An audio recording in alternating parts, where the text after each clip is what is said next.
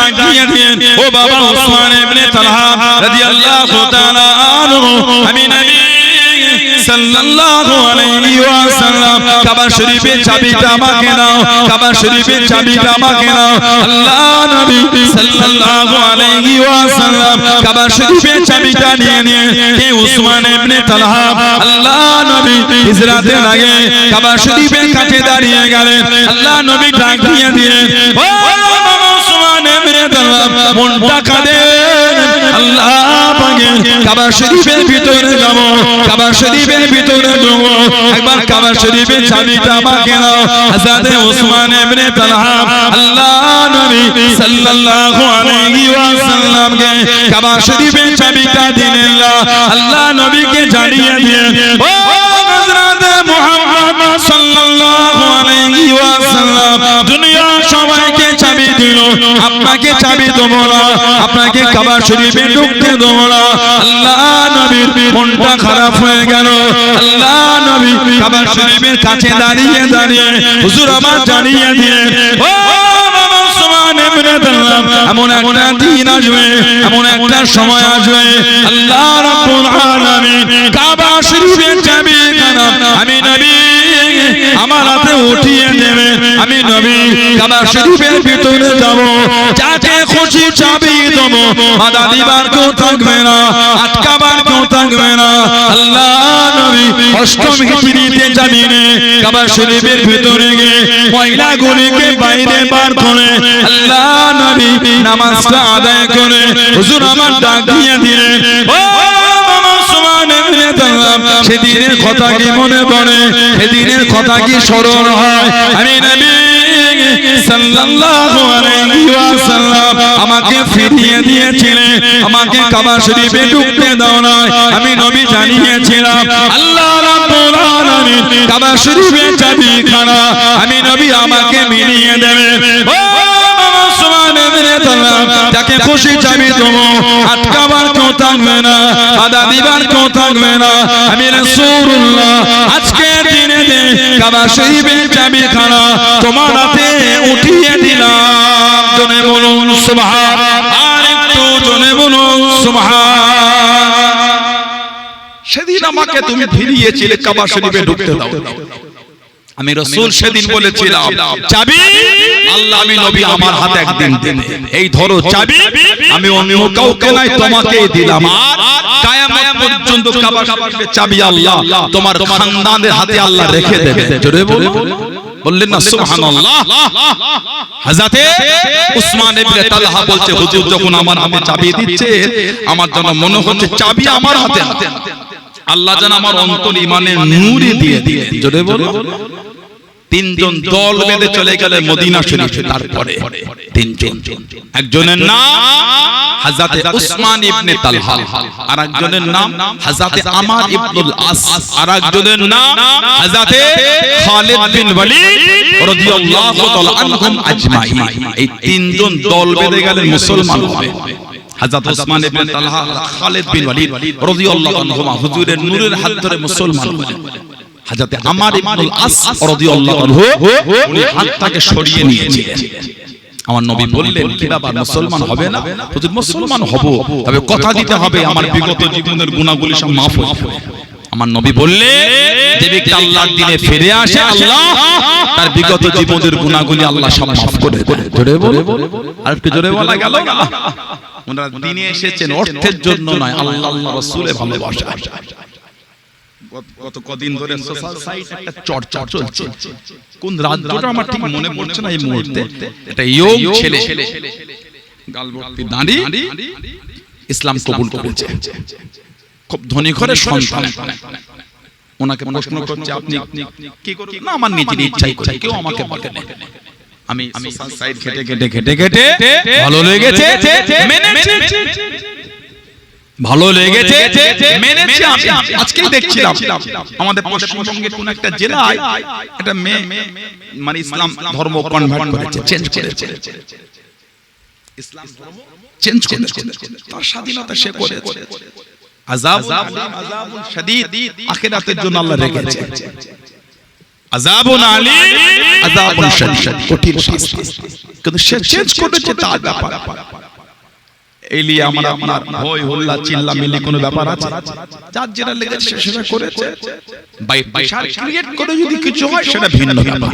স্বেচ্ছায় ব্যক্তিগত স্বাধীনতা করেছে। ওই ছেলেটাকে বারবার এটা ওটা প্রশ্ন, লাস্টে প্রশ্ন করছে, তুমি তোমার বাপের এই অর্থগুলোকে হাতাবে বলে তুমি এ করেছো। জবাব কি দিচ্ছে জানেন? আমার কিচ্ছু লাগবে না, সব দিয়ে দিয়েছি, আমার কিছুই লাগবে না, আমি চাই আমার আল্লাহ আল্লাহ রাসূলকে ভালোবাসতে। জোরে বলো। এই ঘটনাটা দেখে হযরত সাহাবী মুসআব বিন উমাইর রাদিয়াল্লাহু তাআলার কথা মনে পড়ে গেল। আমার হুজুর একটা সাহাবী ছিলেন, এক লম্হার জন্য আমার রাসূলের চেহারা মোবারক থেকে ঈমানের কালিমা পড়ে মুসলমান হয়ে গেছিলেন। জোরে বলুন সুবহানাল্লাহ। হযরত মুসআব বিন উমাইর রাদিয়াল্লাহু তাআলা জীবনে বললে অবাক হয়ে যাবে, যে জামাটা জীবনে উনি একবার গায়ে দিয়েছে, ওই জামাটা উনি দ্বিতীয়বার আর গায়ে দেয়নি। যে জামা একবার গায়ে উঠেছে, ওই জামা দ্বিতীয়বার গায়ে ওঠে। কত জমিদারের ছেলে বুঝতে পেরেছেন? মক্কা শরীফে যে রাস্তাতে হেঁটে হেঁটে চলে যেত, ওই রাস্তাতে যেই যেত দাঁড়িয়ে বলতো এই রাস্তা থেকে মুসআব বিন উমাইর গিয়েছেন। কেন? এত দামি খুশবু মাখা। এক লম্হার জন্য চেহারায় অদ্দুহা থেকে মুসলমান হলেন। আল্লাহ নবী যখন নবাব শরীফ হজ করতেন, উনি আমার নবীর দরবারে বসতেন, নবীর সামনে যেতেন, আমার হুজুরের নূরের চোখ দিয়ে খালি পানি গড়াইত। সাহাবারা বলতেন, হুজুর মুসআব বিন উমাইরকে দেখলে কাঁদে। আল্লাহ নবী বলতেন, আমার মুসআবকে দেখলে ওর ওই জীবনটার কথা আমার মনে পড়ে যায়। কোন জীবন? আমি দেখেছি ওকে, যে জামাটা একবার গায়ে দিয়েছে দ্বিতীয়বার আর গায়ে দেয়। আজকে ওই ছেলেটাকে দেখো, ও আল্লাহ আর আল্লাহর রাসূলকে এত ভালোবেসেছে, ও আজকে আমার দরবারে এসে ছিঁড়া ফাটা জামা পরে বসে আছে। ও আল্লাহ আর আল্লাহর রাসূলকে এত ভালোবেসেছে, ওর ওই জীবন ছেড়ে দিয়ে যে চাদরটা গায়ে দিয়েছে, তালি দেওয়া, তাপ্পি দেওয়া, সেলাই করা, মানে সব ছেড়ে দিয়েছে, আল্লাহ আল্লাহর রাসূলকে ছাড়ে না। জোরে বলে আরেকটু ভালোবাসায় বলা গেল না সুবহানাল্লাহ। আমার ভাইয়েরা, বাপজানেরা, ছেলেরা, যুবকেরা, মুরব্বীরা, অষ্টম হিজরি হুজুরে সাহাবী হযরতে আমর ইবনুল আস, উনিও মুসলমান হলেন তিনজন। কে আমর ইবনুল আস? যাকে 14 হিজরি ওমর ফারুক মিশরের গভর্নর করেছিলেন। ইসলাম জাহানের দ্বিতীয় খলিফা হযরত ওমর রাদিয়াল্লাহু তাআলা ভূমিকম্প হলে পায়ের গোড়ালি দিয়ে জমিনে ঠুকতেন আর বলতেন, এই জমিন, আমি ওমর কি তোমার উপর ইনসাফ করি না? আল্লাহর হুকুমে থামো। বলার সঙ্গে সঙ্গে জমিনের ভূমিকম্প বন্ধ হয়ে যেত। জোরে বলে আর ভালোবাসায় বলা গেল না সুবহানাল্লাহ। কে? হযরত ওমর রাদিয়াল্লাহু আনহু খলিফাতুল মুসলিমিন। মিশর ফাতে হলো, নীল নদের পানি বন্ধ হয়ে গেলে তাদের বিশ্বাস ছিল একটা মেয়েকে ওই নীল নদে ঘুরিয়ে কতল করে নীল নদে ছিটাতো।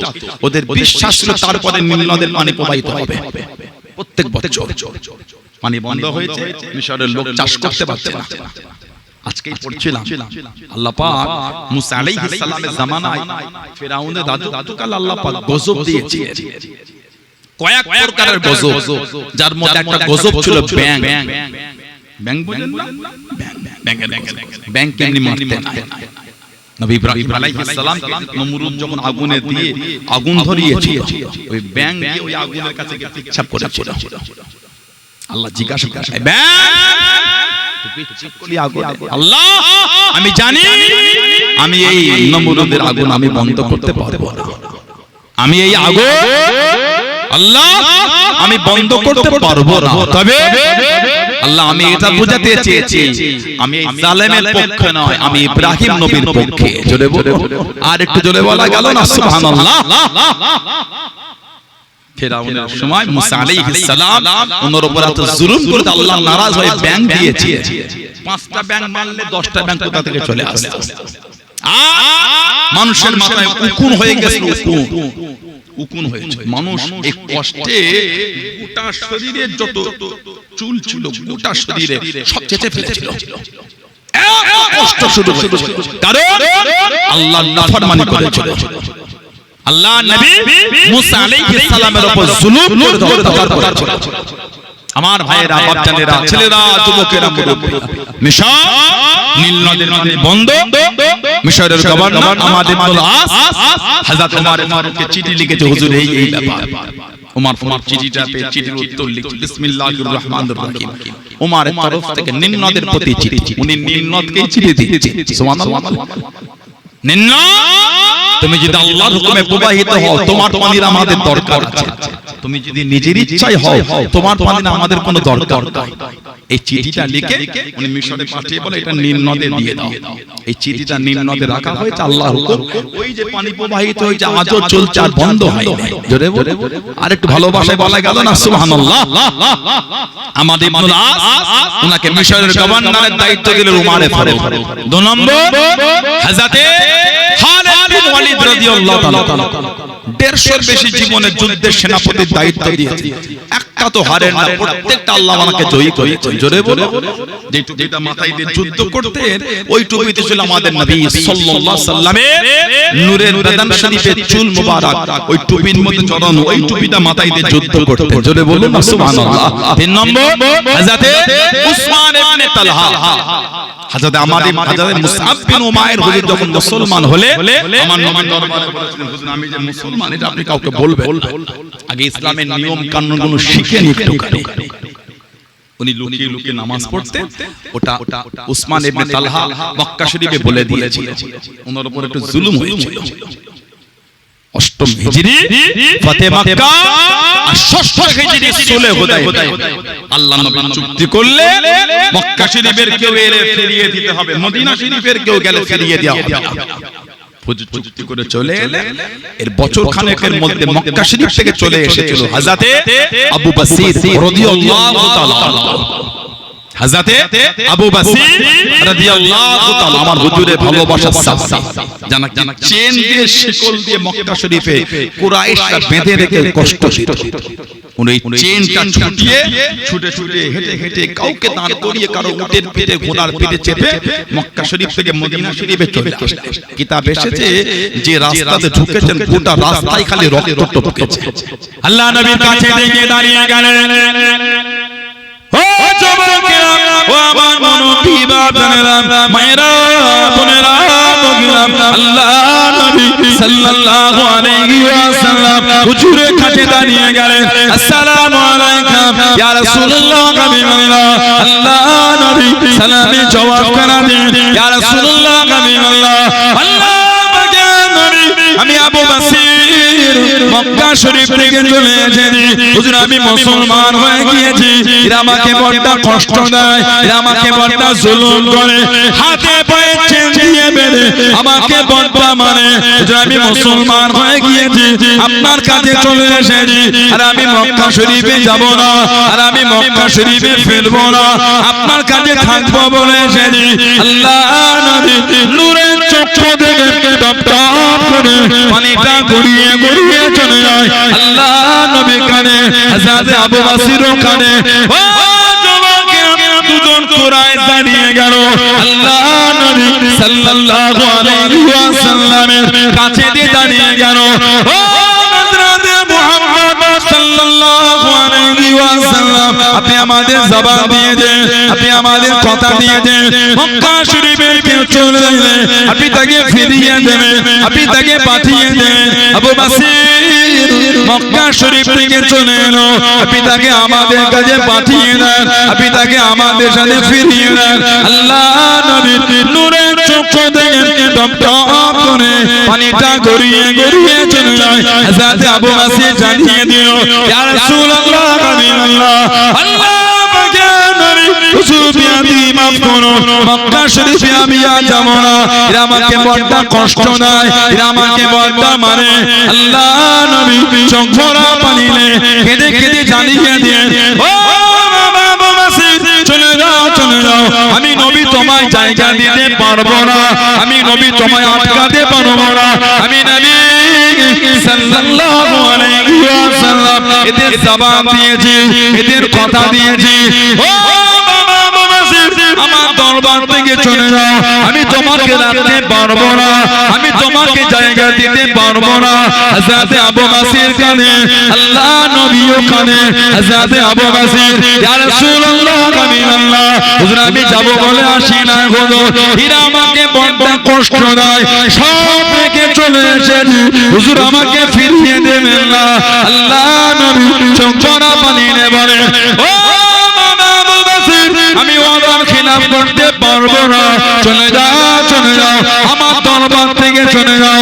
হযরত আবু বকর রাদিয়াল্লাহু তাআলা আনহু কাঁদতে কাঁদতে চলে যায়, কিছুটা দূরে দাঁড়িয়ে গিয়ে আল্লাহ নবী দিকে ফিরে ফিরে চোখরা পানি নিয়ে কাঁদে। আল্লাহ নবী জানিয়ে দিলেন, ও চলে যাও, চলে যাও, এমন একটা দিন আসবে, এমন একটা সময় আসবে, আমি নবী আমার তরফ থেকে দাওয়াতখানা তুমি পাবে। জোরে বলুন সুবহান, আর একটু জোরে বলুন সুবহান।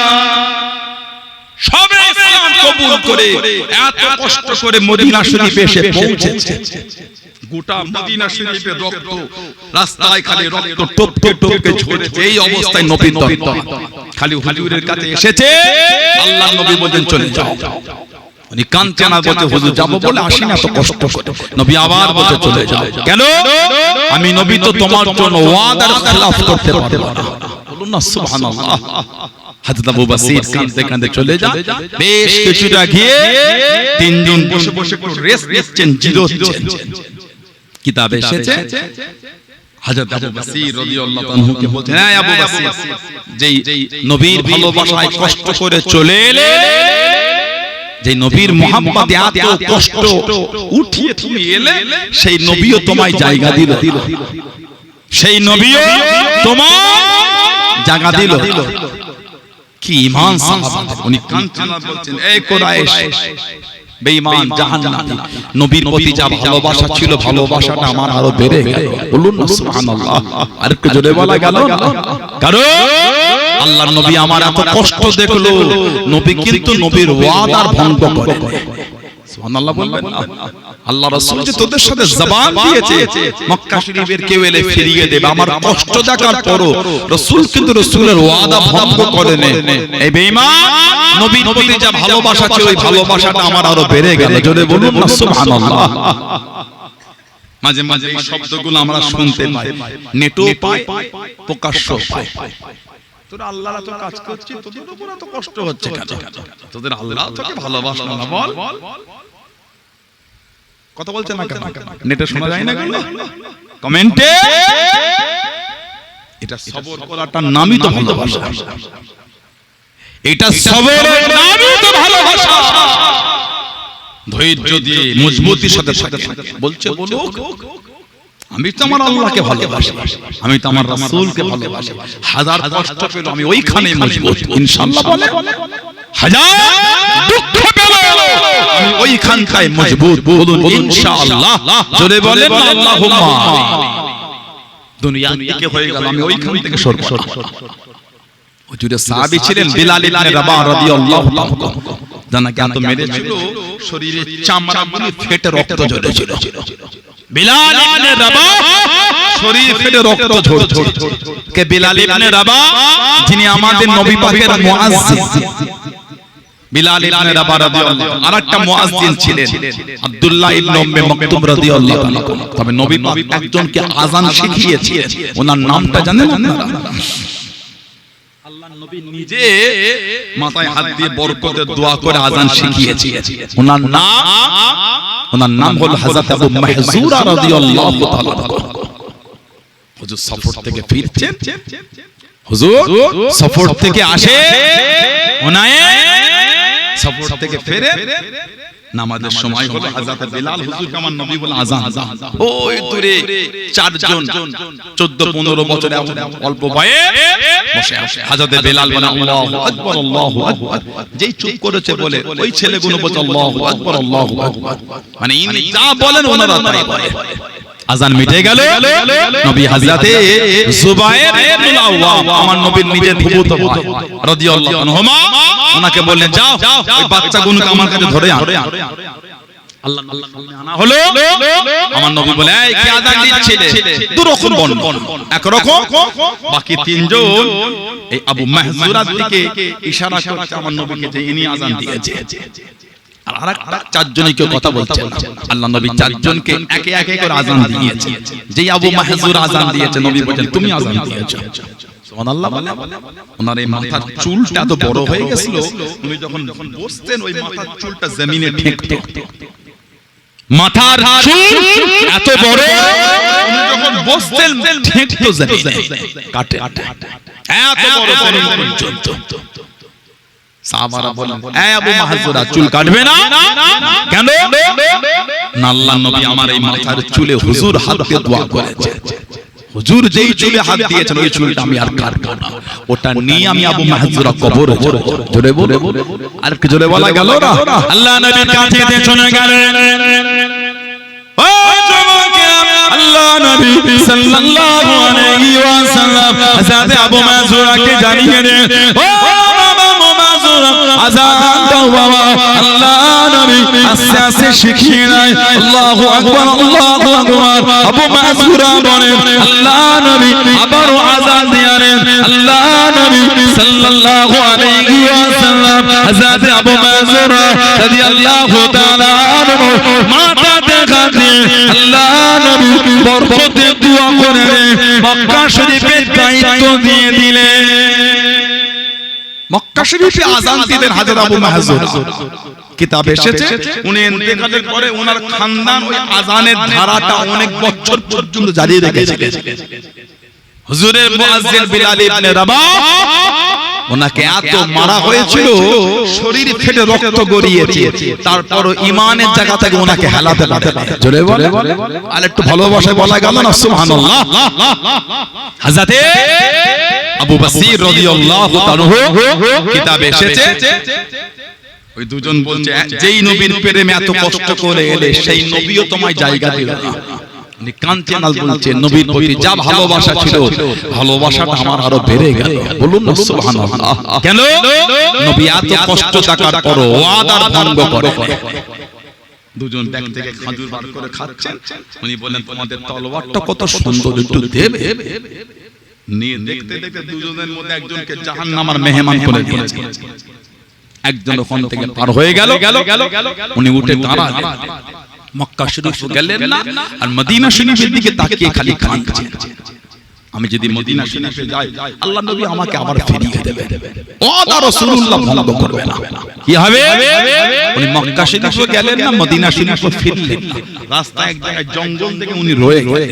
এই খবরটা চতুর্দিকে ছড়িয়ে গেল মক্কা শরীফে যখনই কেউ মুসলমান হতো ওনার কাছে এসে জড়ো হতো এই করে করে কম বেশি 350 জন মতন সাহাবার একটা দল তৈরি হয়ে গেল জোরে বলে আর একটু ভালোবাসা বলা গেল না সুবহানাল্লাহ মদিনা শরীফে যাচ্ছে সবাই এখানে জড়ো হচ্ছে কিতাবে এসেছে রাত হলে টুক টুক টুক টুক করে পাহাড়ের উপরে উঠে যেতে মদিনা শরীফের দিকে তাকিয়ে ঝরঝর করে কাঁদতেন চোখ দিয়ে টপ টপ করে পানি গড়াত আর বলতেন আল্লাহ এখনো কি আপনার হাবিব আমাকে ডাকার সেই সময়টা কি এখনো আসেনি আল্লাহ আপনার হাবিব যে বলে দাওয়াত পাঠাবে পয়গাম আবার সকাল হলে নেমে আসতেন কাজ কাম করতেন গাছের পাতা ছিঁড়ে ছিঁড়ে খেতেন আবার রাত হলে উঠে গিয়ে কাঁদতেন কিতাবে এসেছে বিছানা শয্যাশায়ী হয়ে গেলেন বিছানা শয্যাশায়ী হয়ে গেলেন অসুস্থ আল্লাহ নবী সাল্লাল্লাহু আলাইহি ওয়াসাল্লামের সাহাবীকে অন্য সাহাবারা বলে এই আবু বসির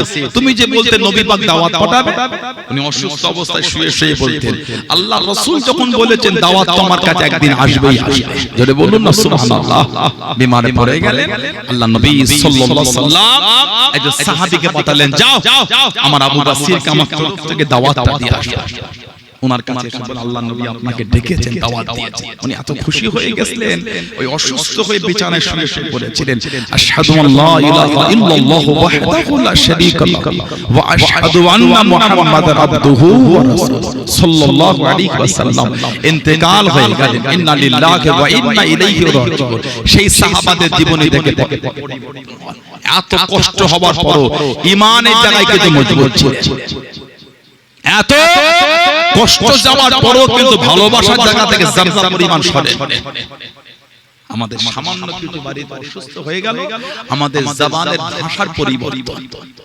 বাজারে গিয়ে আর ঔষধ কিনে কিনা পারি না, ভালো লাগে না, ঘরটা যেন হসপিটাল তৈরি হয়ে গেছে। যত রোগ আল্লাহ যেন আমার ঘরে ঢেলে দিয়েছে। লা হাওলা ওয়ালা কুওয়াতা ইল্লা বিল্লাহ। এটা মুমিনের মুখের ভাষা না। আমার বাড়ি নার্সিং হোম তৈরি হয়েছে, যত রোগ আল্লাহ যেন এলাকাতে আমার ঘরে ঢেলে দিয়েছে। এটা মুমিনের মুখের ভাষা না। মুমিন সুখ আলহামদুলিল্লাহ, দুঃখ আলহামদুলিল্লাহ, এটার নাম হলো মুমিন। সুবহানাল্লাহ বলে, এটার নাম হলো ঈমানদার। কিন্তু আমাদের সবর কমে গেছে, এজন্য তো আমাদের এই করুণ অবস্থা। ইসলামের বিধান, শরীয়তের নিয়ম কানুন, এটা আমাদের কাছে আস্তে আস্তে অপরিচিত হয়ে যাচ্ছে। ইসলামের নিয়ম কানুন বিধান, এটা আমাদের কাছে আস্তে আস্তে অপরিচিত তৈরি হচ্ছে। এজন্য আমাদের এই হাল হচ্ছে। সবরের জায়গায় মজবুত না, ধৈর্যের জায়গায় আমরা এখন মজবুত হতে পারি। সবর ধৈর্যের জায়গা যারা মজবুতি ছিলেন তাদের দিকে দেখে, সবরের জায়গায় কারা জীবনকে কাটিয়েছে। আল্লাহ নবী সাল্লাল্লাহু আলাইহি ওয়াসাল্লাম হুজুর আমার খন্দকে জমিনে গেলেন। খন্দক মানে গর্ত খনন করা যুদ্ধ, মদিনা শরীফের একটু বাইরে হয়েছিল খন্দক। আমাদের নবী সাল্লাল্লাহু আলাইহি ওয়াসাল্লাম হুজুর কিতাবে এসেছে, আল্লাহ নবী সাল্লাল্লাহু আলাইহি ওয়াসাল্লাম সাহাবাদের কাঁধে কাঁধ মিলিয়ে মাথায় করে হুজুর মাটি বয়েছিলেন। জোরে বলুন সুবহানাল্লাহ বললেন না? হুজুর সাহাবাদের কাঁধে কাঁধ মিলিয়ে মাথায় করে মাটি বয়েছে। সাহাবারা হুজুরের কাছে বলে, ইয়া রাসূলুল্লাহ, হুজুর বড় ক্ষুধার্ত হয়ে গেছে, খাবার কিছু আছে? নবী বললেন না। সাহাবারা দেখাতে হুজুর পেটে একটা পাথর পেয়েছে। সাহাবাদের আমার নবী দেখালেন নবীর পেটে দুটো পাথর বাঁধা আছে। আল্লাহ নবী সাহাবারা চোখ ভরা পানি দিয়ে বলে, হুজুর আমাদের আর খাবার লাগবে না, হুজুর একটু আপনি আমাদের কাছে দাঁড়ান। সাহাবারা পেটে পাথর বেঁধেছে, ওই জায়গাতে নারী ও সাহাবারা সবরের জায়গায় মজবুত থেকেছেন। জোরে বলুন না সুবহানাল্লাহ। আল্লাহ আমাদের সবরটা বাড়িয়ে দেন, আল্লাহ আমাদের ঈমান শরীয়তের রাস্তায় আল্লাহ চলা তৌফিক দান করে। বলুন আমিন। জোরে বলেন আল্লাহুম্মা আমিন। জোরে বলেন আল্লাহুম্মা আমিন। ভালোবাসায় দরুদ শরীফ আল্লাহুম্মা সাল্লি আলা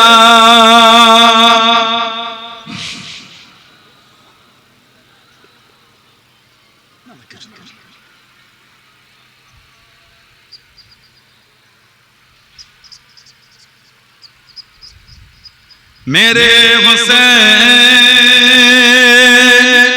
तुझे सलाम, मेरे हुसैन तुझे सलाम, मेरे हुसैन तुझे सलाम, मेरे हुसैन तुझे सलाम। अस्सलाम या हुसैन, अस्सलाम या हुसैन, अस्सलाम या हुसैन, अस्सलाम या हुसैन, मेरे हुसैन तुझे सलाम, मेरे हुसैन तुझे सलाम, मेरे हुसैन तुझे सलाम, मेरे हुसैन तुझे सलाम।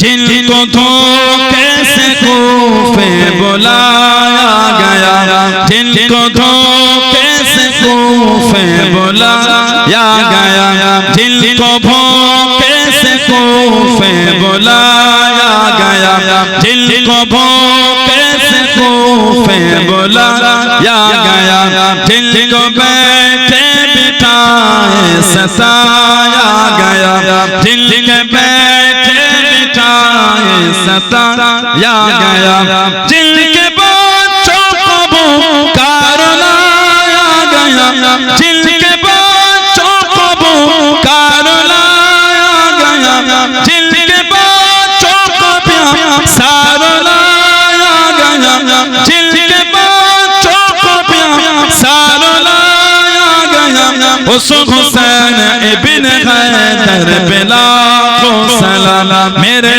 हुसैन तुझे सलाम, मेरे हुसैन तुझे सलाम, मेरे हुसैन तुझे सलाम, সালাম আসসালাম ইয়া হুসাইন আসসালাম ইয়া হুসাইন আসসালাম ইয়া হুসাইন আসসালাম ইয়া হুসাইন जिसका जन्नत से जोड़ा मंगाया गया जिसका जन्नत से जोड़ा मंगाया गया जिसको दो से नबी पे बिठाया गया जिसको दो से नबी पे बिठाया गया जिनके गर्दन पे खंजर चलाया गया जिनके गर्दन पे खंजर जिसको तीरों से चल लेकर आया गया जिसको तीरों से चल लेकर आया गया उस हुसैन इब्न हैदर पे लाखों सलाम मेरे हुसैन तुझे सलाम मेरे हुसैन तुझे सलाम मेरे हुसैन तुझे सलाम मेरे हुसैन तुझे सलाम अस्सलाम या हुसैन अस्सलाम या हुसैन अस्सलाम या हुसैन अस्सलाम या हुसैन मेरे हुसैन तुझे सलाम मेरे हुसैन तुझे सलाम मेरे हुसैन तुझे सलाम मेरे हुसैन तुझे सलाम अल्लाहुम्मा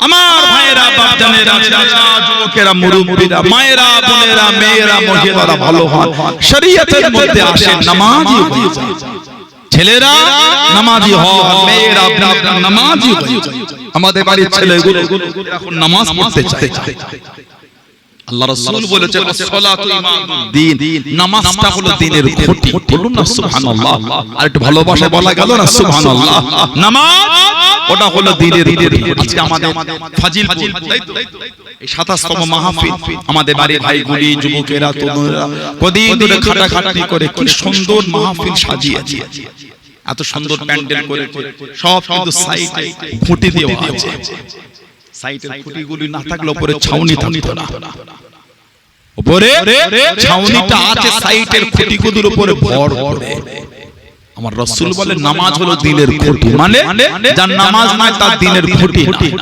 আর যার দ্বীনের খুঁটি না সেই ইসলামে মজবুত না আমাদের নবী বলে সালাতু মিরাজুল মুমিনিন সুবহানাল্লাহ বলে আলহামদুলিল্লাহ বলে আল্লাহ রাব্বুল ইজ্জাত আলামিন কালামুল্লাহ শরীফে জিকির করে ইন্নাস সালাতা কানাত আলাল মুমিনিনা কিতাবাম মাওকুতা নিশ্চয়ই নামাজ মুমিনদের জন্য আল্লাহ নির্দিষ্ট সময়ে ফরজ করেছেন সুবহানাল্লাহ বলে আল্লাহ আমাদের প্রত্যেককে দ্বারা আল্লাহ আমাদের মা বোনদের দ্বারা পাঁচ ওয়াক্ত নামাজ আল্লাহ কায়েম করিয়ে দেন বলুন আল্লাহুম্মা আমিন জলে বলে আল্লাহুম্মা আমিন মরে আমার আপনার একদিন হবেই হবে 16 আনার মসজিদের বাইরে গিয়ে দেখবে একটা করে খাটিয়া ঝুলছে ফাজিলপুর গ্রামে আছে খাটিয়া বোঝেন আপনারা কাছে গিয়ে দেখবে খাটিয়াটাই ঝুল হয়ে আছে কেন হলো বলেন তো অনেক দিন খাটিয়াটা ব্যবহার হয় না মানে এলাকায় অনেক দিন কেউ ইন্তেকাল হয় আল্লাহ প্রত্যেকের হায়াত দেন বলুন আল্লাহুম্মা আমিন হায়াতের দোয়া চাইতে হয় মওতের দোয়া চাইতে হয় হায়াতের দোয়া চাইতে হয় কেন যাতে বেশি বেশি করে আল্লাহর ইবাদত করতে পারে খাটিয়াটায় গিয়ে দেখলেন ঝুল হয়ে আছে ঝুল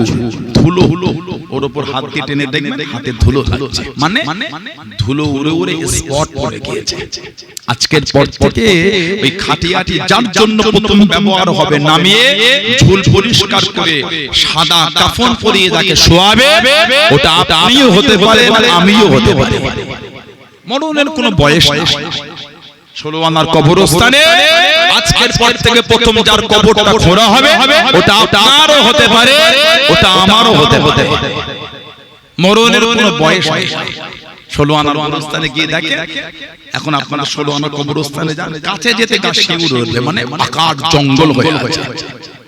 লাইটটা মেরে দেখবেন কিছু কিছু কবরের বাঁশ ভেঙে ভেঙে ঢুকে গেছে। যদি কবরটার কাছে যেতে পারেন, লাইটটা ভিতরে মেরে দেখে আসেন, যান দুজন মিলে গিয়ে দেখে ওই কবরটার নিচে ওই কাদা হয়ে আছে, পানি জমে আছে। একদিন আমরাও গিয়ে আমাদের মুরব্বিদের বুকের কাছে শোবো। একদিন আমাদের মধ্যে অনেকের কবরের বাঁশ ভেঙে ঢুকে যাবে, পানি হলে সেদিন আমাদের কবরও পানি জমবে। ও যুবক, ভয় হয় না? ও যুবক, ভয় লাগে না? ও আমার বোনেরা, ভয় হয় না? আল্লাহকে ভয় করে। আল্লাহ পাক কোরআন শরীফে বলেছে, ইয়া আইয়ুহাল্লাযীনা আমানু তাকুল্লাহ, হে ঈমানদার বিশ্বাসী বান্দা বান্দিরা, আমি আল্লাহ আমাকে ভয় কর। ওকুনু মা'আস সাদিকিন, সত্যবাদী খোদাভীরু আল্লাহওয়ালা তানাদের দলভুক্ত হয়ে যায়। জোরে বলেন না সুবহানাল্লাহ।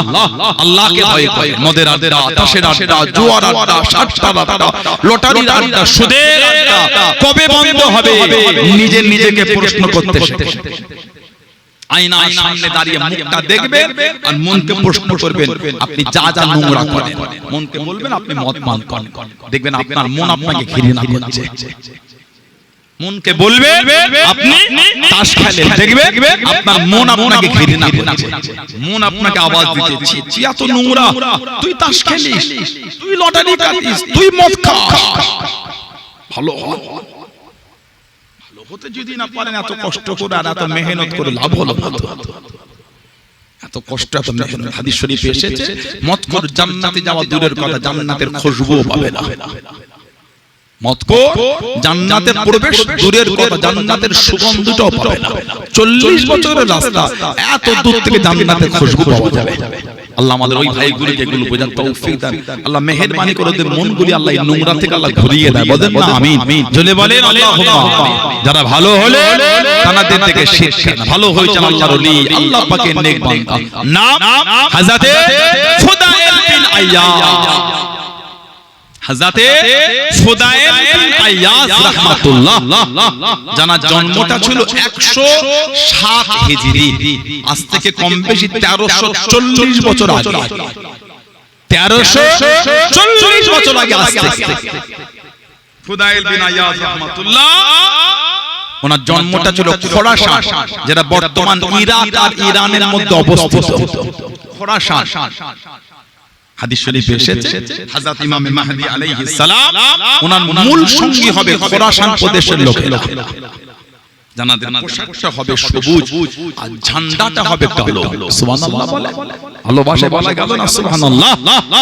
ইমাম মাহদী আলাইহিস সালাম, ইবনে মাজাহ শরীফের হাদিস এসেছে, আল্লাহ রাসূল বলেছেন, আল মাহদী মিন ওয়ালাদি ফাতিমা, ইমাম মাহদী হযরত ফাতিমা রাদিয়াল্লাহু তাআলা নাসালে হবে। বলুন না সুবহানাল্লাহ। কাবা শরীফ তওয়াফ করবে, গায়েবী আওয়াজ হবে, হাযা খলিফাতুল্লাহ কে মাহদী ফাসমাউ লাহু ওয়া আতিউ, হাযা খলিফাতুল্লাহ কে মাহদী ফাসমাউ লাহু ওয়া আতিউ। ইনি হলেন আল্লাহর খলিফা ইমাম মাহদী, ইনার ইতায়াত করো, ইনার কথা শোনো। ফাসমাউ লাহু, ইনার কথা শোনো, ওয়া আতিউ, আর ইনার ইতায়াত করো। সুবহানাল্লাহ। ওনার মূল সঙ্গী হবে মুস্তাদরাকে হাকিম সহ বিভিন্ন হাদিস শরীফে কিতাব এসেছে, ওনার প্রধান সঙ্গী হবে 313 বদরের যুদ্ধে সাহাবাদের সংখ্যা। সুবহানাল্লাহ বলে ইমাম মাহদী আলাইহিস সালাম। বর্তমান সময়ে মোবাইলে হাত দিলে, মোবাইল ভিডিও করলে ইমাম মাহদী ভিডিও করছে। আপনারা দেখেছেন কেউ ইমাম মাহদীর ভিডিও? নাউজুবিল্লাহ বলে, আগে দাড়ি চাচা, প্যান্ট পরা, স্যুট পরা, গোপ চাচা, টুপিও জোটে, ওই লোকটা হয়েছে ইমাম মাহদী। ইমাম মাহদীর যদি ওই হাল হয়, ভক্তগুলো কি হাল হবে? নাউজুবিল্লাহ বলে, হুজুরের যদি এই হয়, ভক্তর কি হবে? মাঝে মাঝে আমাদের রাস্তাঘাটে দেখেন না, আমাদের বাড়ির ছেলেগুলো একটা মাথায় 3টে কালার করেছে। কেন করলো? ও শখে করেছে, ভালোবাসায় কারো একজনের ভক্ত ওটা। মাঝে মাঝে রাস্তাঘাটে দেখেন না, আমাদের বাড়ির ছেলেগুলো সেই রাস্তায় বস্তার মধ্যে থাকা বা রাস্তার ধারে পড়ে থাকা 15 জায়গায় ছেঁড়া গেঞ্জিটা পরে ঘুরছে। এখন আপনাদের এলাকায় দেখা যায়? এটা আমার দিকে তাকান আপনারা। তার মানে ও শকে পড়েছে, কারণ ভক্ত হয়ে সেজে পড়েছে, নিশ্চয়ই কোথায় দেখেছে। ঠিক না ভুল বলছি? তাই ইমাম মাহাদির যদি ওই হাল হয় না, উজবিল্লাহ, তালে চাঁদা প্যান্ট পরা, শার্ট পরা, গলা চাঁদা বিহীন, তাহলে ভক্তগুলোর কি হাল হবে? ইমাম মাহাদি যিনি হবে, ওই কাবা শরীফের তওয়াফের আগে ওনাকে কেউ ইমাম মাহাদি বলবেন না। ওই তওয়াফ করতে করতে গায়েবী আওয়াজে লোকেরা তওয়াফ করতে করতে ওনাকে ঘিরে ফেলে, আপনি হলেন ইমামে মাহাদি। উনি প্রথমে এড়িয়ে যাওয়ার চেষ্টা করলো, লোকের চাপাচাপিতে উনি স্বীকার করে, হ্যাঁ আমি ইমামে মাহাদি। সুবহানাল্লাহ, ভালোবাসা বলা গেল না? সুবহানাল্লাহ। হযরতে ফুদাইল বিন আয়াজ রাহমাতুল্লাহ, জবরদস্ত আল্লাহর ওলি, জানা যৌবনের সূচনা হয়েছিল ডাকাতি দিয়ে। উনি ডাকাতের বড় সরদার ছিলেন, ডাকাতে বড় সরদার, দল ছিল বড় কাফেলা, অর্থ লুট করতেন। আগে এখানে মানুষ টাকা পয়সা পকেটে করে নিয়ে উটের পিঠে, ঘোড়ার পিঠে চড়ে ব্যবসা করতে যেত। রাত হয়ে গেলে কোন একটা জায়গায় রেস্ট নিত, সকাল হলে আবার চালান করত সফর। আমাদের সমাজে যেমন রাস্তাঘাটে প্রতীক্ষালয়গুলি আছে না, প্যাসেঞ্জাররা কিছুক্ষণ রেস্ট, জিরো গাড়ি আসা আগে পর্যন্ত আগেকার লোক ওই তাবু ঘিরে রাত্রি কাটাতো, সকাল হলে আবার সফর হতো। পকেটে করে টাকা পয়সা নিয়ে যেত। আমাদের মুরব্বি চাচা বসে আছেন, ওনারা পকেটে করে টাকা পয়সা নিয়ে বেলেঘাটা বাজারে মার্কেট করতে গিয়েছেন আমাদের মতন বয়সে। এখন পয়সা লাগে না, গেঞ্জি পরে আমাদের বাড়ির ছেলেগুলো চলে, টাকা পয়সা নাই, মোবাইলটা ঠিক ঠিক কোন একটা জায়গায় কোমরে হোক যেখানে করে গেছে। কত হলো তো? আচ্ছা, তোর কিউআর কোডটা দে, PhonePe QR code send করে দিল। কথা ঠিক বলছি না ভুল বলছি? আগে এগুলো ছিল না।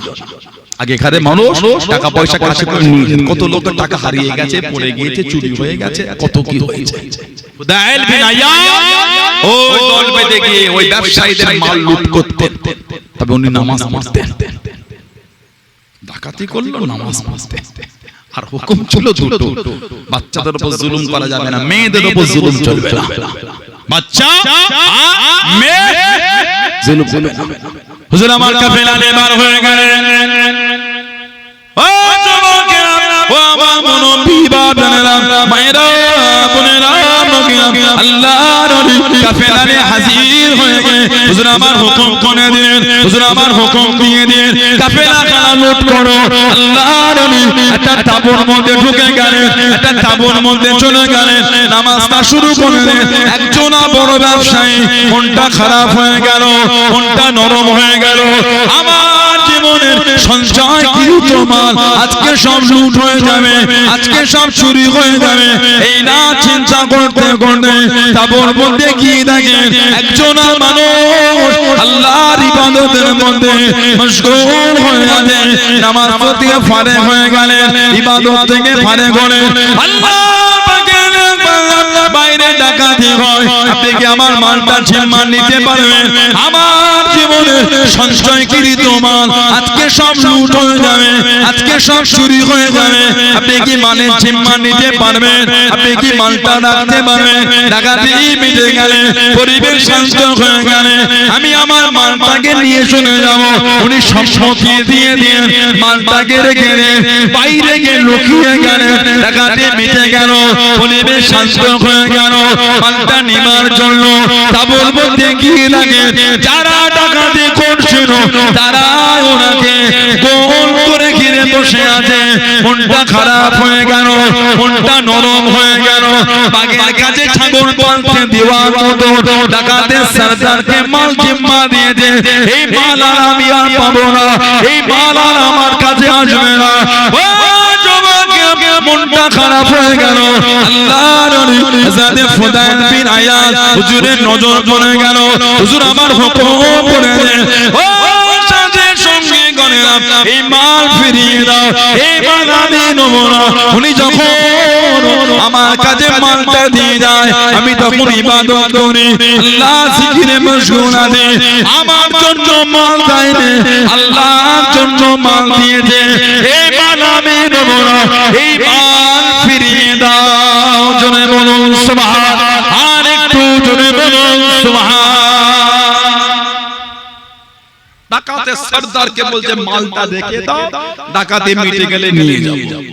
মানে বাক্যে গিয়ে বলে ছাগলগুলো পাহারা দেবে, হ্যাঁ একটু পরে নিচ্ছি। ডাকাতের সরদারকে মাল দিয়েছে, বলে পরে মেঘনা চাইতে পানি হয়ে গেছে। ফুদাইল বিন আইয়াদ ওনার নজর পড়তে বলছে এই মালটা নেব না। কেন? উনি আমার জন্য দেয় না, আল্লাহর জন্য দিয়েছে। সুবহানাল্লাহ বলে। আমি যখন ইবাদত করছি ওই ইবাদত দেখে আমাকে ভরসা করে এই মালটা দিয়ে দাও, এই মাল নেব। মানে আল্লাহ ওনার অন্তরে হেদায়েতের নূর দিয়ে দিলেন। জোরে বলে। রাস্তা থেকে আমাদের বাড়ির ছেলে বাচ্চাগুলো যায়, যুবকগুলো আমাদের বাড়ির বোন তিনটে হেঁটে যায়, একটা 5 টাকার কয়েন পেল তুলে নিয়ে নেয়। 50 টাকা, 10 টাকা, 20 টাকা, 100 টাকা চোখে দেখতে পাতে সামনে লোকটা পকেটে ফোনটা দিতে গিয়ে বাইরে পড়ে গেল, মোটরসাইকেলে চলে গেল। বললো না, ওকে ডাকলো, টুক করে ছুটে গিয়ে ফোনটা তুলে সিমটা খুলে দিল। নাউজুবিল্লাহ বলে। আপনাদের সোহাই কুমারপুর তো সামনে, সোহাই বাজার, বেলেঘাটা বাজার, ইচাপুর বাজার, এসব বাজারগুলোতে গিয়ে দেখবে আলু, পটল, পেঁয়াজ সব রাস্তায় ঢেলে চট বিছিয়ে বিক্রি হয়। ঠিক না? বলুন না, আলমারির বাক্সের মধ্যে তালা মেরে কি কিনবে? আলু কিনবে ক কেজি? 2 কেজি। চাবিটা বার করে লকারটা খুলে এই 2 কেজি আলু আস্তে আস্তে মার কর, জোরে মার করিসনি। কত হলো? 2 কেজি। আচ্ছা যাই বাচ্চা, এরকম করে আবার বেচা কেনা হয়ে গেল, আলামের লকারে ঢুকিয়ে আমাকে রেখে দিল। এরকম করে আলু পটল পেঁয়াজ বিক্রি করে দেখছিলাম। ওই ঢেলে ঢেলে এখন গিয়ে দেখেন বাজারে কিছু এমন দোকান আছে ওই বাঁশ চিড়ে বেকারি করে পেরেক দিয়ে মেরে ওই দোকান আলু পটল পেঁয়াজ উকি মেরে দেখবেন ওই ঝুড়িতে আলুটা এখন ওইভাবেই রাখা, সকালবেলা আবার দোকানটা খুলে কথা ওই ভাই পড়ে আছে। সোনার দোকানগুলো মানে সোনাগুলো ওইভাবে রেখে দিয়েছে, গোল্ড স্বর্ণ ওইভাবে আছে নাকি বাড়িতে দেখা যাচ্ছে? কোনো দেখা যায়। ও একটা বাদে 5টা তালা মেরেছে দোকানের ভিতরে, লকারে তো আছে 5টা গেটে 5টা তালা দিয়েছে। এত যত্ন করে রেখেছে। আলু পটলের দোকানে সিসিটিভি ফুটেজ নাই, ওই দোকানটায় সিসিটিভি ক্যামেরা রেখেছে। ওই দোকানে